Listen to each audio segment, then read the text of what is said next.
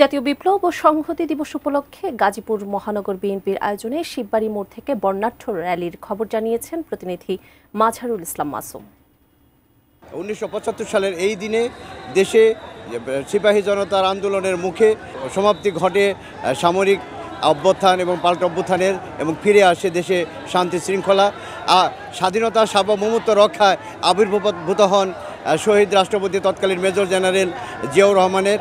এবং সেই থেকে এই ঐতিহাসিক 7 নভেম্বরকে জাতীয় বিপ্লব সংহতি দিবস পালন করে আসছে বিএনপি ও তার অঙ্গ সংগঠন। গাজীপুর 2 আসনের বিএনপি মনোনীত সংসদ সদস্য মঞ্জুরুল হাসান রনি এবং গাজীপুর মহানগর বিএনপির সভাপতি শওকত হোসেন সরকারের নেতৃত্বে বিশাল একটি র্যালি বের করা হয়েছে বিপ্লব সংহতি দিবস উপলক্ষে।